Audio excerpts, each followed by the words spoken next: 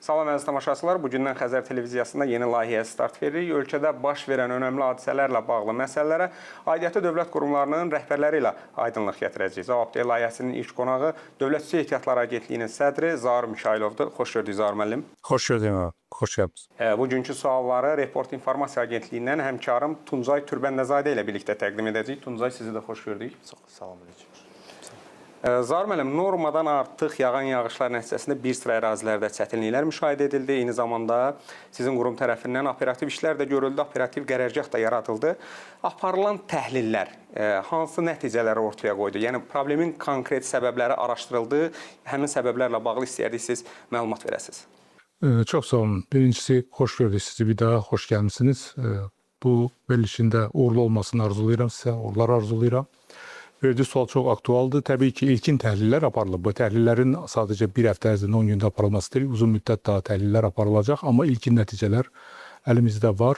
Dediyiniz kimi bu mart ayının 27-28-i olan və ondan bir həftə sonra daha gələn yağışlarda intensiv yağışlar yağdı. Həddindən artıq böyük yağışlar yağdı. Sizə bəzi rəqəmlər deyim. Bakı və Abşeron yarımadasının illik yağıntı norması 235 millimetrdir. Yəni bu təxminən 235 litr bir kvadrat metrəyə su deməkdir. Bunu rəsmi məlumatlara görə sadəcə 27-28 mart tarixlərində yağan yağışın miqdarı 143 millimetrdir. Bu quru bir rəqəm kimi gələ bilərsə, sadəcə sizə illik müqayisədə onu deyim ki, bu illik yağan normanın 60% deməkdir. Yəni Bakı və Abşeron yarımadasına uzun müddətli araşdırmalara görə olmuş normanın 7 ayda yağan yağışı sadəcə 2 gündə yağıb. Bu, həddindən artıq böyük bir rəqəmdir, bu, hətta fövqəladə bir vəziyyətdir. Bütün bu yağışlar təbii ki, bizim var olan sistemlə və çuxur olan bölgələrimizin, bizim Abşeronun digər bölgələrində böyük su basma və daşqınlara səbəb olmuşdur. Bununla yanaşı, dediyiniz kimi, bizim əməkdaşlar həm yağışdan əvvəl, həm də yağış müddətində də böyük işlər görürlər və hal-hazırda da görürlər. Yəni işlər sadəcə yağış vaxtı görülən işlərdən ibarət deyil. O yağışın təsadları çox daha uzun müddət özünü göstərir ki, böyük ehtimalla bu haqda sizinlə bugün müzakirə edəcəyik. Və bu yağışların və bu bölgələrin suyu da şəhərin mərkəzindən keçərək bizim təmizləyici qurğulara gedir. Və bu da həm o daşqın olan yerlərdə və digər yerlərdə də təsirini özünü göstərir.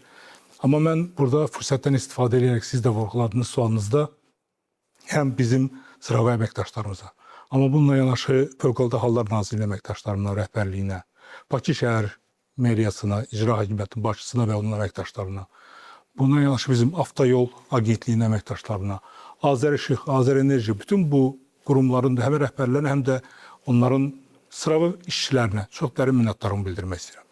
Bununla yanaşı bizim əziyyət çəkən vətəndaşlarımız, bizim işçilər orada işləyərkən bizim bir çox vətəndaşlarımız onlara səbirlə hətta yardım ediblər, köməkli ediblər. Onların hamısına mən öz təşəkkürümü bildirmək istəyirəm. Mənə elə gəlir ki, bax bu vəhdət, mən bunun adını belə qoyardım, o həmin günlərdə bizim çox daha böyük fəsadlardan, çox daha böyük fəlakətlərdən qorumağa səbəb oldu. Təbii ki, problemlərimiz var, fəsadlar var, amma mən əmin olun ki, reallıq onu göstərir ki, bu işbirliyi olmasaydı, bu yardımlaşma olmasaydı və bizim o işçilərimizin 24 saat fədakar işləməsi. Yağışlar bir həftədə bitib, amma o insanlar hələ də 24 saat yerində işləyirlər. Bir çox yerlərdə 24 saat durmadan işlər davam etdirilir. Onların o fədakar xidməti sayəsində biz hələ də normal vəziyyətdəyik. Zaur, bu təhlillər nəticəsində artıq bəzi boşluqlar üzə çıxdı da. Növbət dəfə indi yazdı, yenə də yağışlar ola bilər. Buna hazırlıq hansı səviyyədədir? Yəni elə bir an varmı ki, deyək ki, bu nəzərə alınacaq, bundan sonra o bir sıra o problemlər artıq olmayacaq. Yəni belə bir qabaqlayıcı bir tədbir varmı? Bu yağışlar, bu iqlim dəyişikliyi ilə əlaqəli olan yağışlar onu göstərir ki, biz ildə bir-iki dəfə bu vəziyyətlərlə qarşılaşacaq. Təbii ki, ümid edirik ki, bu miqdarlarda olmayacaq, çünki bu yağış son 100 ildə belə olmayan yağışdır, amma bunu qədər də olmasa, bunun yarısı qədər yağışlar mütləq olacaq. Biz buna hazır olmalıyıq. Mütləq şəkildə bunlar olacaq, çünki iqlim dəyişikliyi sadəcə quraqlıqla özünü büruzə vermir.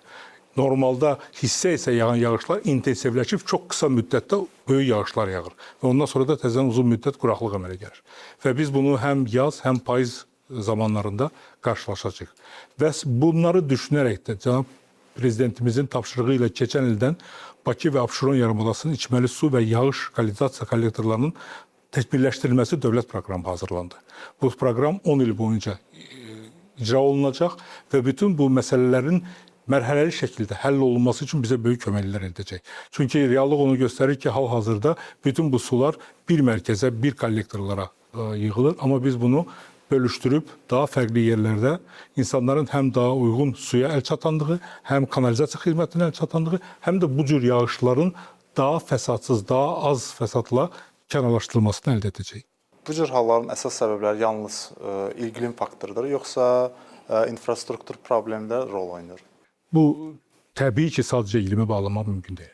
İqlim bizim əlimizdə olmayan və ya hətta ki Azərbaycan və ya hətta ki bu bölgənin ölkələrinin təsir edə biləcəyi bir şeydir. Bu dünya qlobal bir problemdir.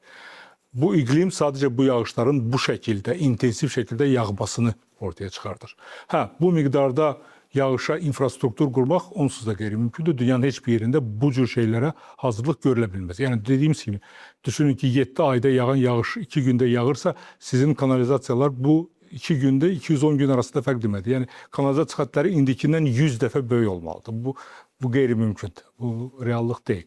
Amma var olan infrastrukturda həmin o bizim istismar etdiyimiz infrastrukturlarda köhnəlmələr, onun istismarındakı problemlər, bunlar bu problemin daha da çox büruzə gəlməsini, özünü göstərməsinə nəticə gətirib çıxardır.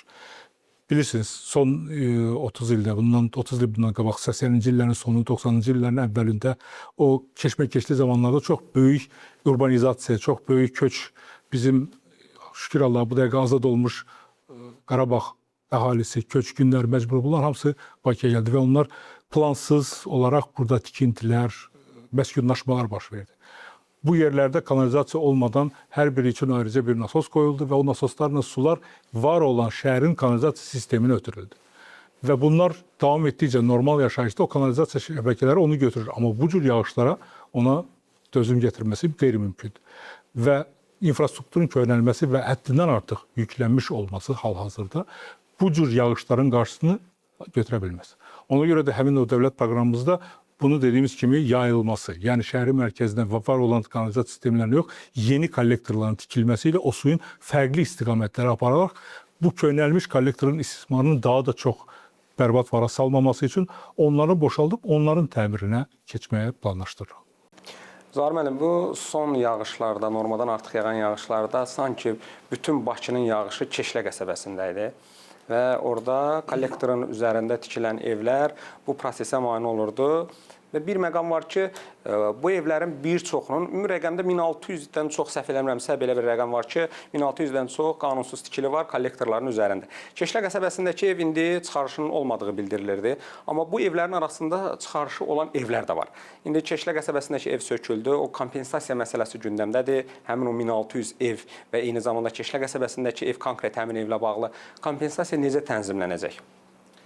1600 dediğiniz rəqəm bizim sadəcə indiyə qədər var olan bildiyimiz kollektorların üzərində tikilmiş qanunsuz evlərin sayısıdır. Reallıqda bu rəqəm çox daha böyükdür. Çünki məsələ sadəcə kollektorun üzərində tikilmiş bir evdən getmir. Əgər siz görmüsünüzsə o Keşlədəki evi, onun yanında bitişiyində olan evlər də, onlar da həmin kollektorun mühafizə zonasında yerləşirlər. Çünki oraya olacaq müdaxiləni edə bilmək üçün orada texnikanın, ekskavatorların ora gəlməsi üçün yəqin ki görmüsünüz, orada evin 9 metre altından kollektor gedir. Yəni 9 metrelik bir katlaman qazmaq üçün çox daha böyük geniş ərazi lazım olur. Yəni ona görə də bu cür kollektorların mühafizə zonası əslində çox daha böyükdür. Onun diametrinə görə 10 metre, 15 metre, 20 metreye qədər davam edir. Bu evlər vaxtı ilə tikilib, indi dediyiniz o məsələ qanunsuz və sənədsiz evdir, amma bunlar arasında təəssüf ki sənədi olan evlər də var. Yəni bu proses artıq davam etdirilir. Nazirlər Kabinetinin qərarı ilə bir komissiya yaradılıb və bütün bu kollektorlar və içməli, sadəcə kollektorlardan getmir söhbət. İçməli su magistral boruların üzərində də belə evlər var. Bunların yoxlanılması aparılır və bunlar bizim dövlətin bir gözəl qanunvericiliyi var və qanunlar, qaydalar var. Bu çərçivədə həll olunacaq. Həmin evlərin hüquqi olaraq, hüquqi müstəvidə həll olunması üçün bizim hökumətimizin, icra hakimiyyətimizin və Fövqəladə Hallar Nazirliyinin qaydaları var. Onun əsasında da o kompensasiyalar mən əminəm ki, ödəniləcəkdir. Zaur müəllim, Cənab Prezidentin rəhbərliyi ilə keçirilən müşavirədə siz dövlət proqramı haqqında ətraflı məlumat verdiniz. Konkret faktlarla, statistik məlumatlarla Bakı və Abşeron yarımadasındakı vəziyyəti gördük. Dövlət proqramı təsdiqləndi və artıq işlərə başlanılıb. Cənab sədr, sakinləri maraqlanan ən mühüm məsələ budur ki, biz bu dövlət proqramı nəticəsini neçə ildən sonra görməyə başlayacağıq. Gözəl sualdır. Təbii ki, əhalimizin, vətəndaşlarımızın ən çox maraqlandıran sadəcə proqramı təsdiq olunması və onun icrası deyil, bunun nəticəsi nə vaxt görsənəcək. Proqramın özü 10 illik bir müddətdir. Yəni biz proqram tam həll olundan sonra, inşa edildikdən sonra bunun tamamilə nəticəsini təbii ki 10 ildən sonra görə biləcəyik. Amma bu demək deyil ki, biz işlərin gedişi ilə bəzi problemləri həll etməmiş olacağıq. Kanalizasiya sisteminin əsas problemi nədən ibarətdir? Siz yağan yağışın və ya kanalizasiyanın sadəcə toplanması ilə deyil, onun mənsəbini yaratmalısınız. Bu sular hara axıdılacaq? Axıldıqdan sonra nə olacaq o sular? Təmizlənib yenidən təbiətə qaytarılmalıdır və ya təkrar istifadəyə verilməlidir. Ona görə də hal-hazırda bütün bu sular, yəni siz az önce dediniz, Bakı ətrafı kəndlər hamısı Bakı şəhərinin mərkəzindən axır. Bizim bu proqram çərçivəsində 12 dənə yeni kollektor və bunun böyük bir əksəriyyəti tunel tipli kollektorlardır. Onların inşası nəzərdə tutulub ki, onların yetisində artıq işlər başlandı. Bu kollektorlar olandan sonra, bu təxminən bizim düşüncəmizə görə 28-ci ilin sonu 29-cu il əvvəlində artıq o kollektorlar və onların üzərində qurulacaq 9 dənə bizim təmizləyici, tullantı sularının təmizləyici qurğuları tikiləcək ki, o sular təmizlənsin.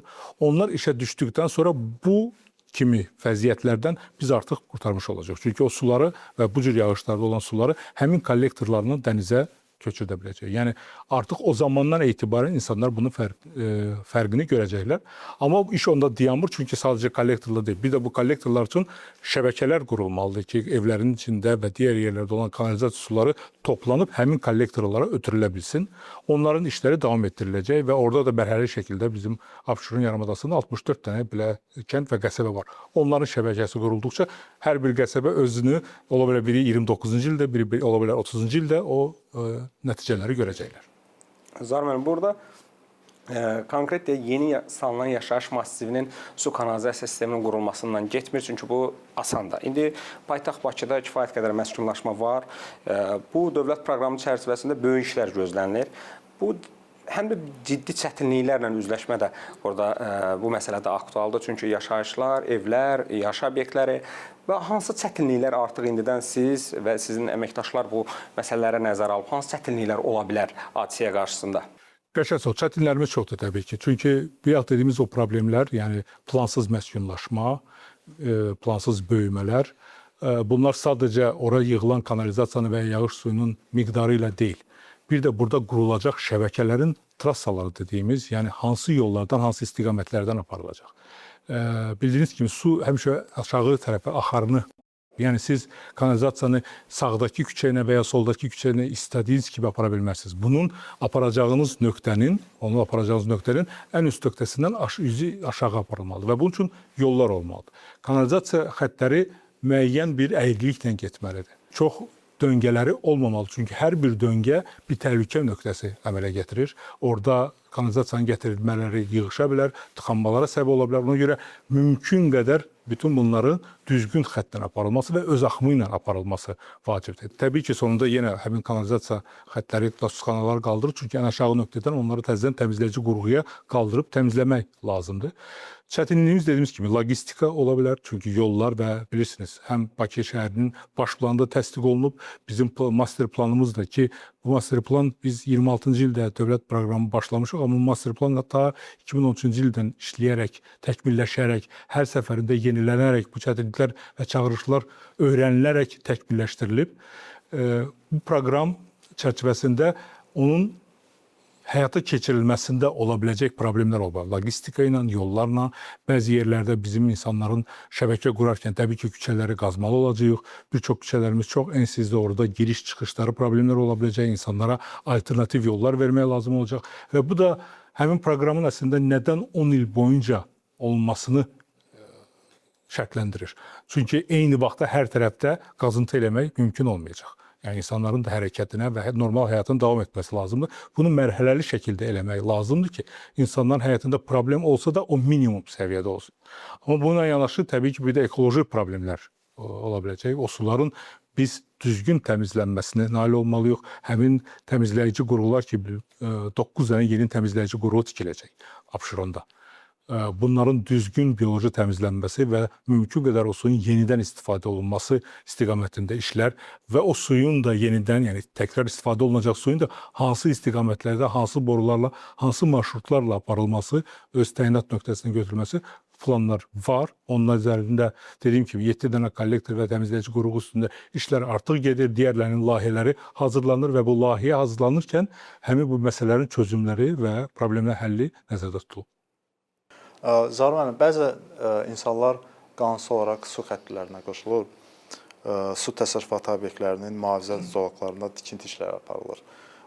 Belə səhvlərdən daha hansı misallar gətirə bilərsiniz? Yəni, ən azından dövlət proqramının icrası zamanı bir daha eyni problemləri görməyək. Çox gözəl vurguladınız. Yəni, bizim qanunsuz qoşulmalar, kollektorların və ya su magistral üzərində tikilmiş evlər, bunlar bizim üçün həm indiki gördüyümüz nəticədə çox böyük problemlər yaradır, fəsadları yaradır. Həmin xəttlərin istismarında çox böyük çətinliklər yaradır. Amma sadəcə bununla biz bunu sadəcə itirilmiş su kimi görməyək. Çünki hal-hazırda böyük itkilər bəs bu bilmədiyimiz qanunsuz xəttlərlə istifadə olunur.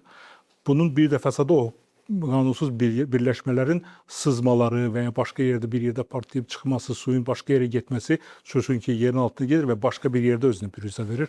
Onlardan da xəbərimiz olmadığı üçün tam başqa bir yerdə bir problemlə yaranmış olur. Halbuki bunun mənbəyi, deyəlim ki, hansısa bir qanunsuz qoşulmadır.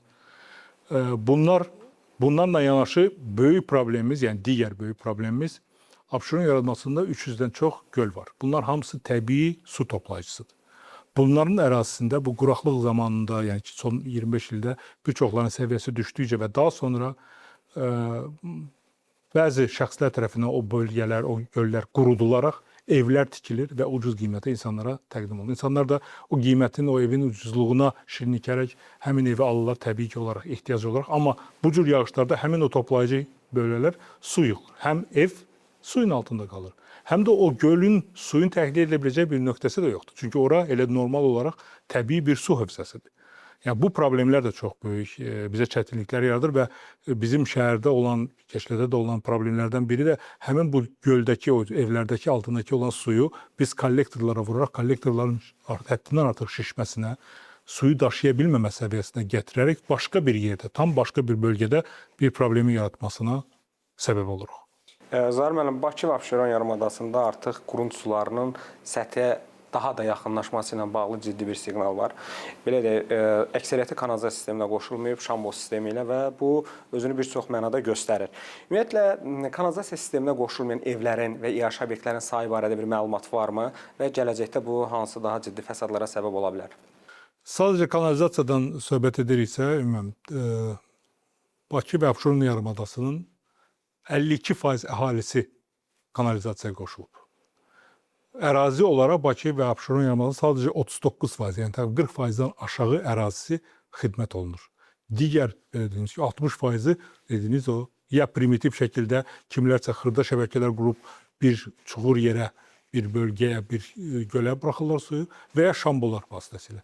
Bu da təbii olaraq həm də bu cür gələn artıq yağışlardan yeraltı suların səviyyəsinin qalxmasına, onun kirlənməsinə, bu çünki sanitar epidemik məsələ də çox vacibdir. Çünki o şambolardan gələn sular həmin yeraltı suların kirlənməsinə səbəb olurlar. Bütün bunları həll etməsinin tək yolu bu kollektorla tikəndən sonra həmin yerlərdə şəbəkələrin qurulub, artıq yeraltı suya kirli və şambo suyunun deyil, kanalizasiya vasitəsilə çıxardılması, yağış sularının isə artıq kanalizasiya girmədən digər kanallarla dənizə buraxılması nəzərdə tutulur. Zaur müəllim, sənədsiz evlərə su xəttinin çəkilməməsi sizcə qanunsuz inşa edilən evlərin sayının artmasının qarşısını ala biləcəkmi? Belə bir qayda 2024-cü ildə Nazirlər Kabinetinin qərarı ilə, 305 nömrəli qərarı ilə qəbul olundu və bu sadəcə su ilə əlaqəli deyil, bütün kommunal xidmətlərinə, yəni qanunsuz və sənədi olmayan evlərə su, işıq, qaz qoşulması artıq qadağan olunub və bunun cinayət məsuliyyəti də var. Bu təbii ki bir stimullaşdırmanın azalmasıdır. Yəni insanlar bir yerdə tikəcək evi sənədsiz olacağı təqdirdə düşünürlər ki, artıq mən nə su və nə qaz, nə işıq əldə edə bilməyəcəm deyə bu onların həmin evin tikilməsinə təsir edəcək. Amma yalnız bunu olması ilə bunu həll olunacaq deyə bir şey yoxdur. Bunu gözləmək məncə biraz sadəlövlük olar. Çünki torpaq məcəlləsi, torpağın istifadəsi, həmin o tikinti icazə verilməsi, digər qurumlar, onlar da bu işin içində bunun qarşısını almaq lazım. Çünki biz bunu eləmədiyimiz üçün bugün həmin fəsadları görürük. Təbii ki, bu bir stimul olacaq. Yəni insanlara biləcəklər ki, su olmayacaqsa, amma su olmayacaqsa maşınla da su gətirə bilər başqa yerdən və başqa yerdən, başqa adamdan suyu alıb gətirib ora bilər. Ona görə bu kontrol sadəcə kommunalla deyil, digər qurumların vəhdət bir şəkildə bu işə qarşı bərabər hərəkət etməsi və bu cür evlərin tikilməsinə imkan verməməsi çox vacibdir. Düşünürəm ki, bu əvvəlki olan vəziyyətdən çox daha fərqli olacaq, yeni tikilənlərin sayında azalma olacaq, amma bizim böyük problemimiz artıq tikilmiş olan və sənədi olmayan evlərlə onu da bir şəkildə həll etməli olacağıq. Zaur müəllim, dövlət proqramında maraqlı belə bir layihə var ki, dəniz suyunun duzsuzlaşdırılması. Bu suyun keyfiyyəti necə olacaq, dəniz suyuna necə təsir göstərəcək, ekosistemə hər hansı bir zərər olacaqmı? Zəhmət olmasa bu barədə məlumat verərsiniz. Təbii ki, bilirəm, bu barədə çoxlu insanlar danışır və insanları çox maraqlandıran bir sualdır. Çünki Azərbaycanda ilk dəfə belə bir hadisə baş verir. Bildiyiniz kimi, dəniz suyunun duzsuzlaşdırılması və içməli su kimi istifadə olunması üçün dövlət özəl tərəfdaşlığı çərçivəsində artıq Sumqayıt şəhərinin yanında tikintiyə başlanmışdır və bu dəniz suyu duzsuzlaşdırma zavodu ildə 100 milyon kubmetr su istehsal edəcək. Bu da hal-hazırda Bakıda istifadə olunan suyun 25%-dən gəlir. Yəni bu çox böyük bir rəqəmdir əslində.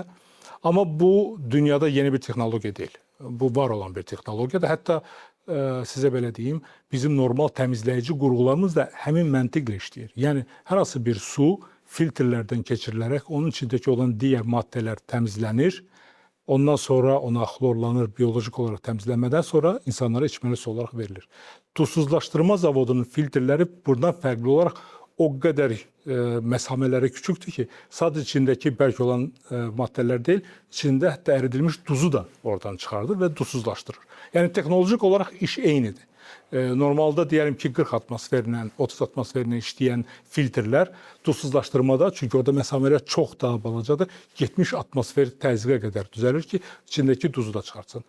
Bu, dediyim kimi, dünyada çox yayılmış bir texnologiyadır və bildiyiniz kimi, Yaxın Şərq ölkələrində, Ərəbistan yarımadasında suyun əksəriyyəti bu şəkildə verilir və suyun təmizliyində, zərərsizləşdirmədə heç bir problem yoxdur. Hətta digərlərindən çox daha təmiz ola bilər, çünki daha sıx filtrlərdən keçirilir.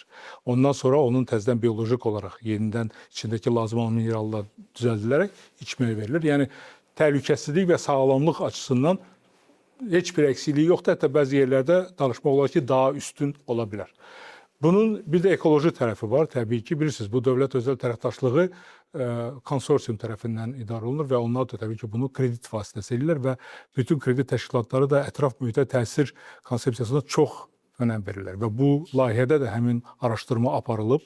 Yəni bizim sudan çıxartdığımız əlavə duz yenidən dənizə qaytarılması bunun suya, biometriyasına, onun içindəki flora və faunaya təsirli ölçülüb və minimum səviyyədə, yəni qəbul edilən standartlar içində və beynəlxalq ekspertlərin də qəbul etdiyi və beynəlxalq maliyyə kredit təşkilatlarının da qəbul etdiyi səviyyədə olduğunu ölçülərək bu şəkildə dizayn edilib və tikiləcəkdir. Yəni təsirsiz bir şey yoxdur, amma o təsir mümkün olan və icazə verilən standartlar içindədir. Zaur müəllim, keyfiyyətdən danışmışkən, Dövlət Su Ehtiyatları Agentliyi rəsmi olaraq açıqlamalarında bildirir ki, laboratoriyalardan biz suyu test edirik və ən yaxşı keyfiyyətdə ötürülür. İndi boruların keyfiyyəti ilə bağlı, hansı ki, borularda suyun keyfiyyəti pozula bilər. Eyni zamanda yeni tikilən binalarda su çənlərinin düzgün təmizlənməməsi də suyun keyfiyyətinə təsir edə bilər. Ümumiyyətlə, bu problem konkret olaraq nə vaxt həll edilə bilər? Hər hansı bir tədbirlər nəzərdə tutulurmu? Həm borulardan, həm də ki, MTK-lara nəzarət məsələsi də bu da gündəmdədir. Gözəl sualdır. Təbii ki, Dövlət Su Ehtiyatları Agentliyi, mən Bakı ətrafında istədiyim, Bakı ətrafında 12 mənbədən 35 dənə su anbarımızdan 49-a yaxın nöqtədən bizim 49 ədəd kimyəvi və fiziki laboratoriya nümunələri götürülür. Bunun yanında 5 dənə də mikrobioloji nümunələr götürülür. Bu, Azərbaycan standartlarına uyğun olaraq bu suların yoxlanılması və şəbəkəyə verilən suyun tam sağlam və düzgün suyun verilməsi təmin edilir. Dediyiniz kimi, Diğer problemler artık şebekenin içinde veya MTK'ların çenlerinde olabilir. Bu devlet programı içinde biz sadece kanalizasyondan danıştık ama devlet programı sadece kanalizasyon hayatı içmeli su şebekelerinde hayat edilir. O köhnəlmiş borular, onlar hamısı yenilenecek, yeni borular olacak ama esas problem MTK'ların içindeki o su hövsələrini, yani su çenlerin, böyük çenler var bilirsiniz MTK'ların altında ve onlar suyu yukarı binanın diğer mertebelerini kaldırmakla məsuldurlar. Yeni qəbul edilmiş standarta görə AZS 909 səhv eləmirəmsə standartın adı, onlar ildə ən az bir dəfə həmin çənləri boşaldıb təmizləməlidir. Bununla əlaqəli Dövlət Su Ehtiyatları Agentliyinin yanında suların istifadəsi və mühafizəsi dövlət xidməti, nəzarət xidməti yaradılıb və onlar həmin bu bizim digər qurumların, il şəhərlər və rayonlarda olan regional su xidməti ilə bərabər bütün bu MTK-ları yoxlamalarını, onların işinin düzgün aparılmasını, o təmizləmə işlərinin düzgün və vaxtında aparılmasını nəzarət edirlər. Bugünə qədər çox böyük nəticələr də var. Bir çox yerlərdə protokollar imzalanıb, cəzalar verilib və həmin MTK-ların o təmizlənməsinə məcburiyyət şəklində onlara standarda uyulmasını təmin edilib. Amma burada sadəcə mən düşünürəm ki, Dövlət Su Ehtiyatları Agentliyi və ya Nəzarət Xidmətinə deyil, vətəndaşların, həmin MTK-larda yaşayan vətəndaşların da özünün xeyrinə olduğu üçün öz binasında MTK-lar nədir? Mənzil tikinti kooperativləri. Həmin insanların bərabər qurduqları bir kooperativlərdir. Onlar da düşünürəm ki, bu işdə ya fəal olmalıdırlar. Öz binalarında bu standarta uyğun olaraq həmin çənlərin təmizlənməsindən əmin olmalıdırlar. Olmadığı halda siqnalları da bizə versinlər. Biz həmən müdaxilə edə bilərik. Yəni, bacarmayanlara biz köməyimizi də eləyirik. Əlimizdən gəldikcə o həmin təmizliyi də eləyirik. Bizim üçün çünki vacib olan o çənin təmiz olmasıdır, yoxsa onun kimin təmizləməsi deyil. Zaur müəllim, Bakıda içməli su ilə texniki suyun ayrılması mümkündürmü? Çox gözəl. Əslində vacib bir məsələdir. Çünki içməli suyu çox böyük prosesdən gedir. Biz suyu ucuz bir şey zannedirik, amma çaylardan gələn suyu çox böyük proseslərdən, təmizləmə proseslərindən gedir və ondan sonra şəbəkəyə verilir və bu suyu insanların içməsi üçün nəzərdə tutulur. Onu suvarmada və ya texniki məqsədlər üçün soğutmada və ya təmizlikdə istifadə olması, küçələrdə istifadə olması o qədər də məqsədə uyğun deyil. Bununla əlaqəli bəzi pilot layihələrimiz var. Yəqin ki, xəbəriniz var. Hövsan Ayrətsə bizim təmizləyici qurğuda onun reabilitasiya üstündə işləyirik. Hal-hazırda texnik iqtisadi əsaslandırma bitmiş və istiqamət təmin olundan sonra o işlərin başlanması, yəni inşaat başlayacaq və burada çıxan suyun texniki olaraq yenidən digər istiqamətlərdə, yəni sənayedə və kənd təsərrüfatında istifadə olunması nəzərdə tutulub. Bir pilot olaraq o başlayacaq. Buna yanaşı bizim digər planlaşdırdığımız 9 dənə təmizləyici qurğularının layihələrində bunlar hamısı indidən nəzərdə tutulub ki, o sular başqa istiqamətdə yox, təkrar istifadə olunsun. Burada önəmli olan məqam texniki suyun şəbəkəsi ilə içməli su şəbəkəsi bir-birinə tamamilə ayrı olmalıdır. Və ora bir insanların, yəni biz az əvvəl qanunsuz qoşulmalardan danışdıq. Qanunsuz qoşulma suyun itkisi və suyun nəzarətsiz istifadəsi deməkdir. Amma texniki suya kimsə nəzarətsiz qoşulub onu istifadə edirsə, sağlamlığa artıq təsir edə biləcək bir problem olduğu üçün bunların şəbəkəsi tamamilə yenidən və fərqli istiqamətli və istifadə olunacaq ərazilərə aparılmalıdır. O da bizim planlarımızdan biridir. Bu nə vaxta kimi planlaşdırılır? Hər hansı bir bu illə kimi gələn? Hövsan bu il başlayacaq. Bəli, bu il başlayacaq. Onun layihələndirilməsi və işlər. O da təxmini bizim düşündüyümüz kimi bir 2 il ərzində o istifadəyə veriləcək. Ondan sonra həmin suyu artıq nöqtələr də bəllidir. Hansı istiqamətdə o su istifadə olunacaq. Təbii ki, vacib olan bizim Abşeronun şərq hissəsində olan kənd təsərrüfatı təyinatı torpaqların suvarılmasında. Çünki biz oraya suyu yenə də Taxta Körpü anbarından Abşeron magistral kanalı ilə verilir. Amma buradakı bu təmizlənmiş suyu ora verməklə həm o suya da qənaət etmiş olarıq. Digərləri də hər bir öz bölgəsində, misal üçün Sumqayıtda eyni şey sənaye bölgəsi var. Sumqayıtda tikilən təmizləyici qurğu artıq işə başlanıb, onun modernizasiyası və yanında yeni 100 min kubmetr gündəlik təmizləyici qurğunun tikintisi nəzərdə tutulub. Oradakı suyu Sumqayıt ətrafındakı sənaye bölgəsində onların istifadə etdiyi suya texniki su olaraq oraya verilməsi. Eyni şəkildə Ələtdə təmizləyici qurğumuz nəzərdə tutulub, onun layihəsi hazırlanır və tikintisi başlanacaq. Orada da bilirsiniz, Ələt iqtisadi zonasında da o texniki suya ehtiyacı olan müəssisələr və yerlər olacaq. O suyu orada istifadə edəcək. Bunlar hamısı planlı və mərhələli şəkildə həll olunacaq. İşğaldan azad olunmuş ərazilərdə kifayət qədər yaxşı su mənbələrimiz var. Sərsəng su anbarı olsun, eyni zamanda Həkəri çayı ilə də bağlı xüsusi bir layihə var. Bir çox layihələr icra olunur və bu suvarma sisteminə necə təsir edəcək həm mərkəzi Aran bölgəsinin, eyni zamanda Bakının içməli su təminatında da hər hansı bir layihə nəzərdə tutulurmu ki, işğaldan azad olmuş ərazilərdən artıq Bakıya da bir su dəstəyi verilsin? Evet, bizim bilirsiniz Azərbaycanın suların 70%-i bizim transsərhəd çaylardan gelir ama 30%-i sadece bizim daxili su ehtiyatlarımızdır. Bu 30%-in de böyük bir əksəriyyəti məhz Qarabağ bölgəsindədir. Yəni Qarabağ bölgəsi bizim su olarak əsas mənbəyimiz sayılır. Yəni dənizi duzsuzlaşdırmanı nəzərə salmaz. Dediyiniz kimi su qovuşan bizim tənzimləyici bir ambarda, ama orada Sərsəng su ambarımız var, 560 milyon kubmetrlik. Onun təmirinə bu il başlayırıq. Çünki onlar vəhşicəsinə istifadə edirlər. Üzr istəyirəm bu ifadəmə görə, amma başqa bir söz də tapa bilmirəm ki, necə ifadə edeyim. Onun təmiri olacaq və o su bizim Aran bölgəmizdə 100 min hektardan çox suyun suvarılmasında, Ağdam, Bərdə, Ağcabədi bu bölgelərdə suvarılmasında istifadə olunacaq. Onun sol kanalı, sol Tərtər sahil, Tərtər kanalı artıq tikilib, sağ kanalı da layihələndirib və tikintisinə başlayacağıq. Bundan başqa dediyiniz kimi bizim digər tərəfdə Həkəri, Bərgüşad çay çaylarımız var. Bərgüşad çayı üzərində ambarın tikintisi artıq başlanılıb. Orada bir 60 milyon üzerinde bir ambar tikiləcək. Zabuq çayda bizim 27 milyonluq bir yeni ambar artıq tikilib, istifadəyə verilib. O da 12 min hektarlıq bir ərazinin suvarılmasına təsirini göstərəcək. Bu illərə artıq bizim Həkəri çayı üzərində də bir ambarın tikintisi nəzərdə tutulub. 90 milyon üzərində də orada bir ambar tikiləcək. Amma Həkəri daha çox içməli suya xidmət edəcək. Çünki tamamilə hövzəsi Azərbaycan ərazisində azad Azərbaycanımızın qarı və çay yağışları sayəsində dolan sudur, tərtəmiz sudur və bununla biz həm Qarabağda işğaldan azad olunmuş ərazilərdə məskunlaşmaya verilən içməli suyun təmin edəcəyik həmin sularla və layihə olaraq da hal-hazırda düşündüyümüz texnik iqtisadi əsaslandırma da o istiqamətdə işlərini davam etdirilir.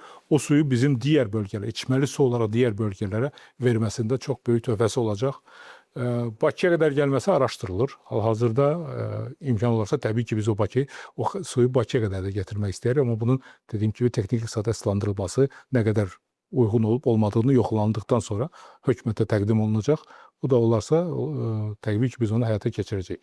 O ki qaldı dediyiniz kimi kənd təsərrüfatının inkişafında çox böyük töhfələr olacaq. Bu ambarların həm Bərgüşadın, həm Sərsəngin Qarabağ bölgəsinin özündə 140 min hektardan çox əkin torpaqlar var. Onların suvarılmasında və digər Aran bölgəsində. Çünki bu sular sonradan Araz yolu ilə bizim Milmuğan Ovasına gəlirdi, amma biz bunu kanal vasitəsi itki olmadan ora qədər gətirə bilərik.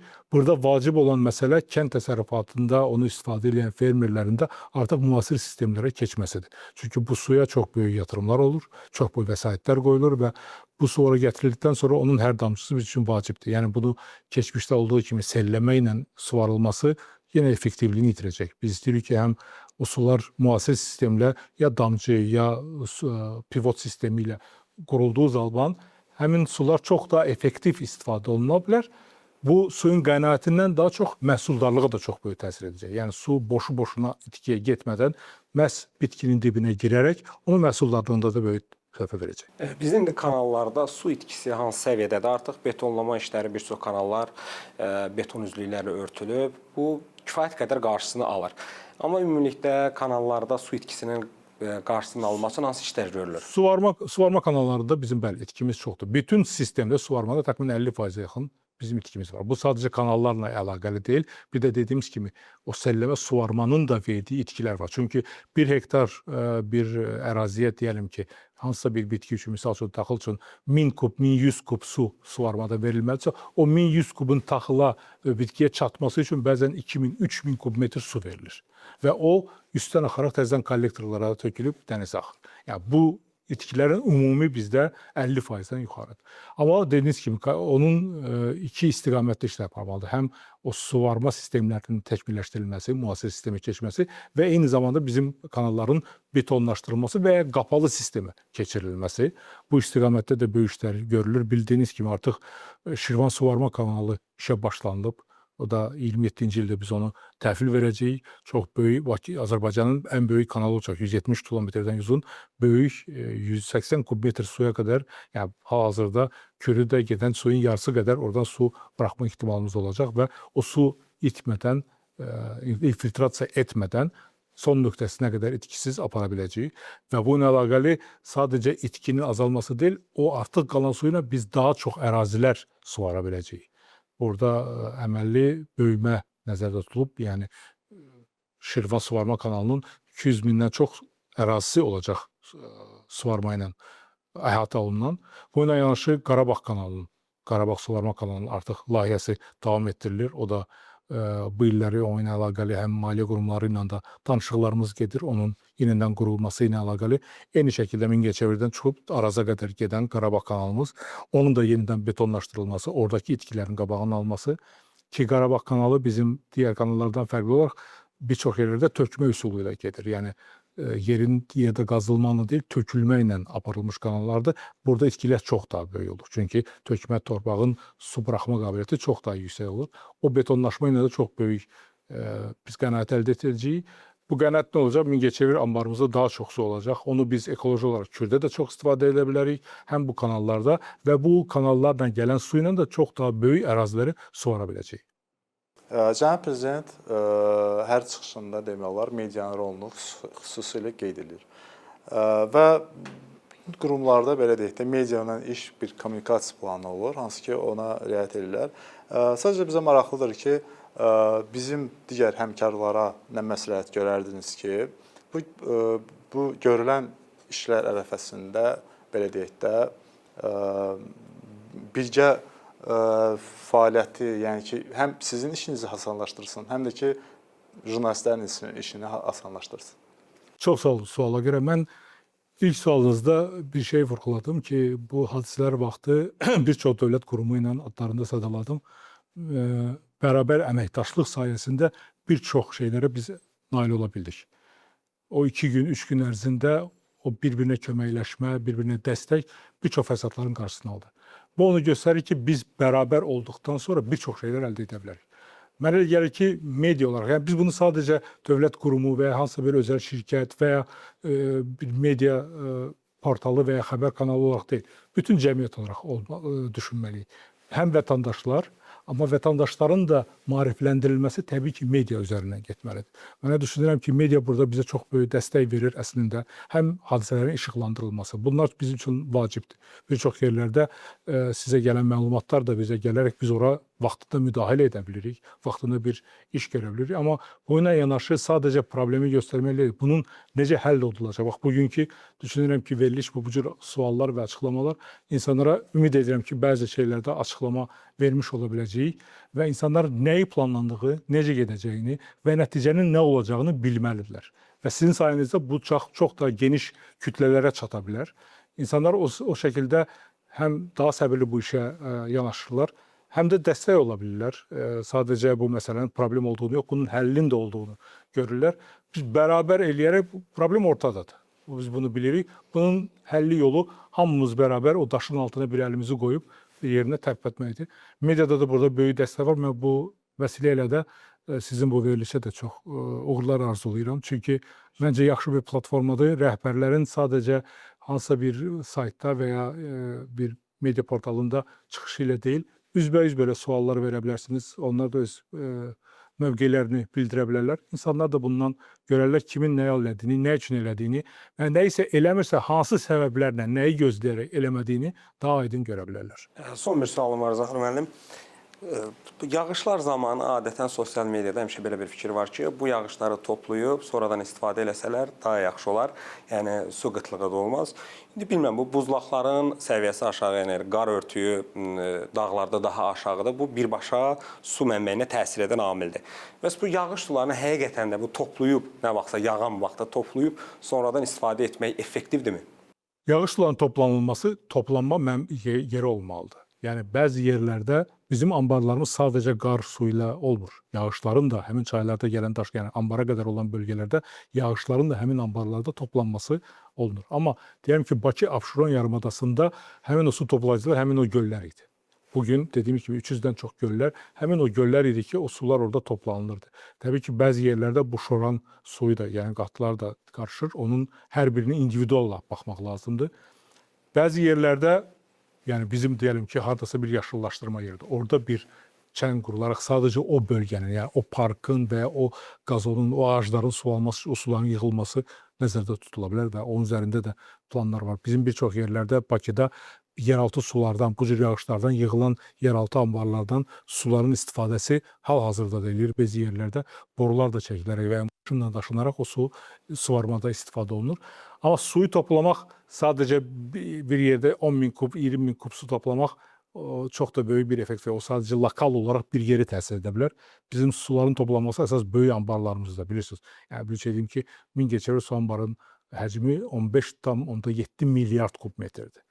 Yəni Ceyranbatan gölünün ki, Taxta körpüdən gəlmə su ilə ödülür, 186 milyon kub metrdir. Yəni belə düşünün, Abşeronda bu 2 gündə yağan suyun miqdarı 300 milyon kub metrdə çoxdur. Yəni bunu toplamaq üçün o 300 milyonluq yer olmalıdır Abşeronda ki, onu ora toplayasan. Bu bəzi yerdə texnik olaraq mümkün deyil. Amma mümkün olan yerlərdə və o toplandıqdan sonra onun istifadə oluna biləcək yerdə bu məsələlər təbii ki, baxılır. Təşəkkür edirəm Zaur müəllim vaxt ayırdığınız üçün. Çox sağ olun. Hədunca sizə təşəkkür edirəm. Bizə ayrılan vaxt burada sona çatır. Növbəti buraxılışda görüşmək ümidi ilə özünüzə yaxşı baxın. Bir daha çox sağ olun. Çox sağ olun.